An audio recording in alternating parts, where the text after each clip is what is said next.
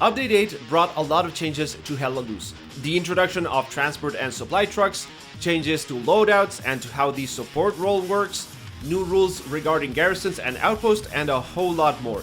So if you're new to the game or going back to it after some time away, you might be wondering how all these new things work.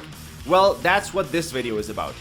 This is essentially a part 2 to my beginner's guide to everything, which if you haven't already seen, I highly recommend you check it out. Even though many changes have been made to the game with this update, I've rewatched that video before making this one, and 90% of it is still really up to date. The only real differences are regarding specific loadouts and some brief sections on garrisons and outposts. Everything else is still up to date, from how tanks work to tips regarding tactics and general gameplay. And it's a really good place to start since it goes over everything there is in the game, from how to create a squad to how to use the artillery. So if you haven't watched it and you're new to the game, definitely give it a look before watching this video. Now in this video I will go over how the trucks work, the updated engineer class, buildable structures, the changes to support role, and lastly I will talk briefly about the changes made to garrisons. So with that out of the way, let's talk Update 8. The bulk of the changes made by Update 8 revolve around the introduction of trucks and changes made to the support role. There are two types of trucks, a transport and a supply truck. In order to use these, you first need to turn on the engine by holding the E key and then use WASD to drive as you would in basically every other game. There are gears, but so far they are automatic, so you don't have to think about shifting like you do in tanks. The downside to this is that it's kind of tricky to go up or downhill sometimes because of how the gearing is selected. The transport truck can carry up to 12 people and its purpose is obviously moving people around the map. The supply truck, on the other hand, can only carry 2 people and can drop 2 crates of 150 supplies each out of the back of the truck, which is done by holding the right click when you're in the driver position. Once you drop your 2 crates, you can get more by driving the truck back to the HQ and driving close to this crane, which you can spot on the map with this icon. You can do this an infinite number of times to get as many supplies to the front lines as you want. If you're new to the game, you might be wondering what these supplies are and what they are used for. Well, supplies are needed to build a variety of different things, from spawn points to defensive bunkers. So let's go over that, starting by going over the engineer role. The engineer has 2 different loadouts, the sapper that gets the new grease gun and a satchel charge, and the standard loadout which features an M1 carbine, a wrench, hammer, blowtorch, AP mine, and AT mine. The satchel charge from the sapper kit can be used to destroy all sorts of stuff, from tanks to enemy structures. In order to use it, you first need to select it and then look at where you want to place it. If you right click, you will toggle between different fuse timers. Once you've selected the one that you want to use, left click in order to place the charge somewhere. And now you just need to find some cover before everything blows up. The satchel charge can kill people through walls, so watch out for team killing.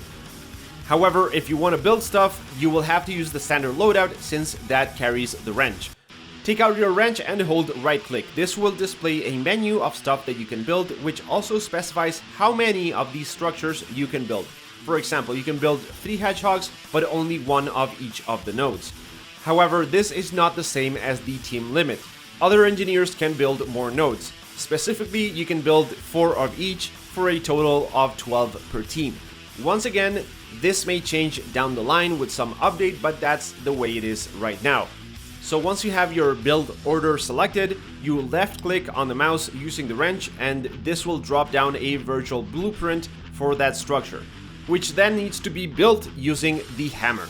Once you take out your hammer, you will see exactly how many supplies are needed to build said structure. Nodes need 50 supplies, barracks need 75, 100 for the repair station, and pretty much 25 for everything else. It's important to note that dropping the blueprint will count as having used that structure. So if you drop a blueprint for a repair station but don't actually build one, you won't be able to put one anywhere else on the map until you dismantle the blueprint by taking out your wrench and holding down the F key.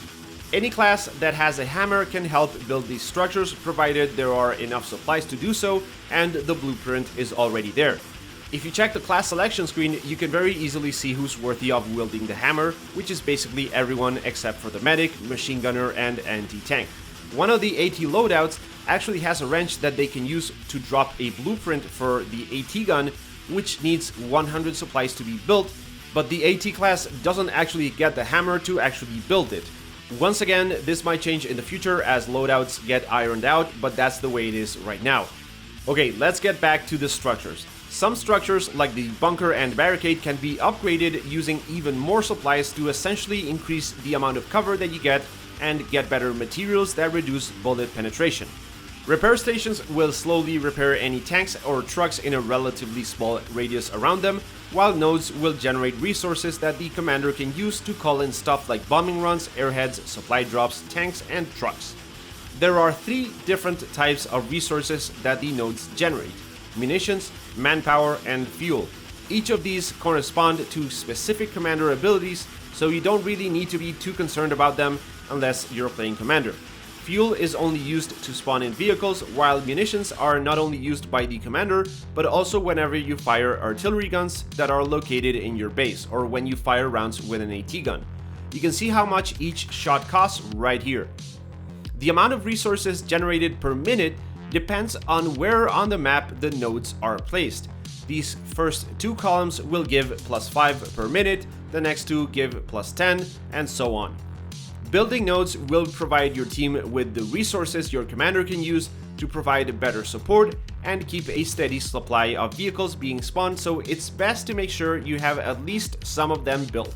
Do keep in mind that you can no longer build nodes in enemy or neutral territory. And now let's talk support class. There are 3 ways to get supplies on the field. One is the supply truck, the other is asking the commander for a supply airdrop, which has 100 supplies, and the last one is using the support role. Support players get 2 loadouts. The standard loadout features a rifle, a box of 50 supplies, and a hammer, while the ammo carrier loadout has a submachine gun, a box of 50 supplies, and 2 ammunition boxes. The small ammunition box will restore bullets, while the explosive ammo box will restore stuff like grenades and AT rockets. Once you use your crate of supplies, it will take 5 minutes for them to regenerate. If you die and redeploy, you will not get your supplies back. The same applies for the ammunition boxes that you carry. They are also on a 5-minute cooldown and do not replenish automatically when you redeploy. However, if you get inside the yellow area around a manpower node, the time you need to wait gets reduced to 2 minutes for the supply box. For the ammunition boxes, you need to get within the same radius of a munitions node, which also works if you're playing with the rifleman loadout that also has the munitions boxes. The way the cooldown works is essentially a flat 3-minute reduction, so if you spend 2 minutes outside the node radius and then walk inside, you will instantly get the box back. Fuel nodes also have the yellow circle around them, but at this point they don't affect any other mechanic apart from the actual resource generation. And lastly, let's talk garrisons. These have gone through a number of changes with the past few updates. Garrisons are team spawn points that the squad leaders can build, provided they have 50 supplies within a distance of 50 meters. Garrisons need to be built with a minimum separation of 200 meters from one another and can only be destroyed by walking up to them and holding down the F key. Before Update 8, they could also be destroyed using grenades or any other type of explosive, but that's no longer the case. Actually, that's not entirely true because the satchel charge will destroy enemy garrisons. So there are 2 ways to destroy them, either holding F or using a satchel charge. Strangely enough, both artillery and satchel charges will destroy the supply crates dropped by the supply trucks. Now, I haven't done more extensive testing on this to see if grenades or tank shells destroy those supply crates as well. I'm not sure this is intended or not, so we'll see in the next few updates if that changes.